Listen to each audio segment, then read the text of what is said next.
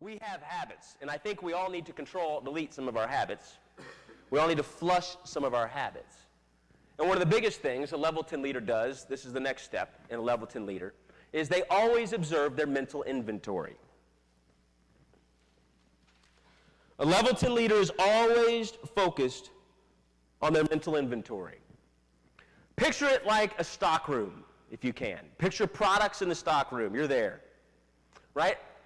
If you go in there in the stock room and it's full of produce and you realize half your produce is expired, it's taking up valuable inventory space. Valuable. Well, for a lot of us, that's how our minds work. We're stuck with mental inventory that needs to be thrown out. We've got thought processes and habits mentally in our minds that need to be completely flushed because they're stinking up our entire being. Even our good inventory is being overrun by the stench of our bad expired inventory. Level 10 leaders are always taking stock, checking it, removing things from the shelves. What are things? Sometimes it's people. Sometimes it's people. That's maybe one of the hardest things you'll do as a level 10. I want you to really understand this. Part of your mental inventory is your alignments. Alignment comes before your assignment. Where people get off base is they focus on what they want to do prior to focusing on who they have around them to do it. It's one of the biggest mistakes you can make. Because you can have the what down, but if the who's not there, the what will never come to fruition. It won't. It's got no shot. No shot. Some of the greatest companies and product ideas have failed miserably because the who wasn't there. Now, you may say, well, what do you mean failed? Let me define success for us really quick, because I think a lot of us don't understand failure and success and what that means. To me, you either succeed or you fail. There's nothing in between. Okay? Nothing. Right? What is success? Success is reaching your God-given potential in all 5 areas of your life. Success is reaching your God-given potential, your maximum potential. If you don't believe in God, that's fine. Your maximum potential in life. That's success. Mentally, spiritually, physically, financially, and emotionally. Mentally, spiritually, physically, financially, and emotionally. All 5 of those things, reaching your maximum potential in life. Now here, understand, it's a journey, it's not a destination. You hear me on that? It's a journey, it's not a destination. You're never going to hit the bullseye. It's a journey, not a destination. But you're committed to excellence. You're committed to success. You may say, well, this company's created a lot of money. That doesn't mean they're successful. They haven't reached their true potential. You follow me on that? They've done 50% of what they could have done if they had the right who.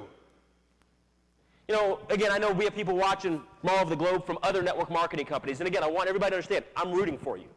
Okay, if you're with other network marketing, I'm rooting for you. Okay, we're not trying to recruit you. I'm going to use IDLIFE as an example. When we first found this company, we had the what? The most revolutionary product to ever hit health and wellness, customized supplementation. It's going to change the health and wellness space forever. I knew that. But the first thing I had to do was get the right who on board. That's why I went and got a couple billionaires on my board of directors that are better than me at what they do.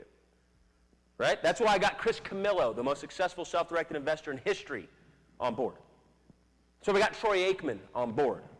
I wanted the who from that corporate team. Mark Bennett didn't know it. #1 rated attorney in the state of Texas, never lost a case in his career. Didn't know that he was going to be my COO and chief legal counsel, but I knew it. That's one of the things, too. Level 10 leaders can see things before others do, okay? All right? I knew he was coming. He just didn't know it yet. Joe O'Connor, I called Stuart Johnson, the owner of Success Magazine. Stuart, I need the best CFO money can buy. He said, well, that's easy. That's Joe O'Connor, but I don't think you can get him. Challenge. Level 10 leaders love a challenge. I said, just give me a cell phone number. He goes, Logan, he's not hireable. Joe O'Connor's our CFO, right? The who was more important to me than the what. Do you realize I hired the right who before we actually funded the company? A lot of people don't know that. That was me. That was God's way. I pray for clarity. What I pray for is the Holy Spirit will carry me, that I don't get in front of or behind or beside, but that he'll carry me where he wants me. And so I fasted for 10 days. My prayer was very simple. God, if IDLIFE is where you want me to go, we've got the what, but I know that the who's more important. Throw the doors open. If this isn't where you want me, slam the doors shut. And I went to the who's, and the doors were torn off the hinges. And the birth of IDLIFE took place. You see, where people make mistakes in business, and I really hope you'll hear me on this, particularly anybody that looks for business ventures, I want you to really grasp this three-pronged approach. This goes back to mental inventory.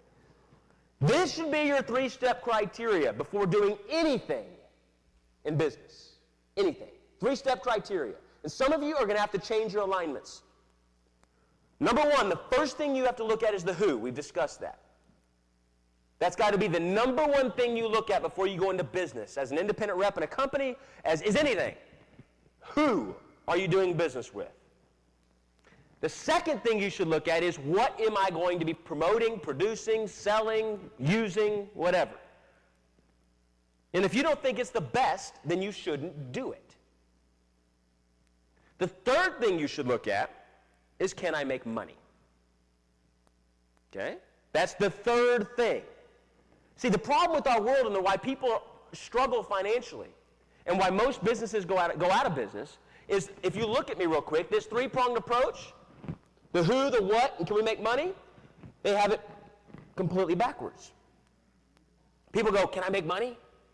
Okay, well, the product, I'll figure out a way to spin it. I'll figure out a way to sell it. I'll convince myself it's the best, right? And then I don't really care who I'm working with. You know, I can deal with them. I'm not crazy about them. They're not equally aligned, but I can deal with it. It never works. Every week, I meet people that are mega producers in network marketing, and they're all broke. They jump from company to company to company. And when they're trying to figure out what company to go with, their number one criteria is always how they can make more money. They look for money. That's what they look for.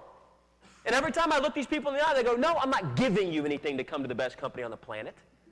No, I'm not giving you anything, right? No, I'm not giving you some graduated position. No. You're not about, well, if this company said they would do that for me, then go to them. I said in 12 months when they're out of business, call me. I'm serious. People don't understand. Level 10 leaders have a mental inventory that is non-compromising. Level 10 leaders don't compromise their ethics and their values and any of that stuff. That doesn't mean they're perfect. But level 10 leaders know their core values. And they are consistent in conduct and conversation within those core values. And they don't deter from it. And they don't care if it's going to cost them money or not. They stay focused on that. And that's when the worldly perspective says, oh, they're lucky. It's called the favor of God, folks. That's what it's called. When you have the right core values, and when you do things the right way for the right reasons, you have arms over what you're doing. And as long as you stay with the right mindset, a humble, confident mindset, an attitude of gratitude, he'll continue to help you flourish.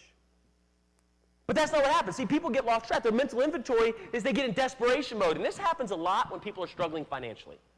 When people are struggling financially, that's when they really lose those three core values that I just listed when they're looking at a business venture. When they're struggling financially, that's when they really get it turned upside down. And they'll sell anything for $1. And they don't realize they're losing their credibility. You know, I love network marketing. It's a great industry. But let's be real. Most companies or products are crap. Being honest with you. And it gives our industry a bad name. That's not just network marketing. That's traditional business too. I mean, that's not just network marketing. I didn't mean to pigeonhole it. But since we're at IDLIFE and we're a network marketing company, I figured I'd touch on that. The companies that succeed in life are the ones that have a core values and they don't compromise those core values.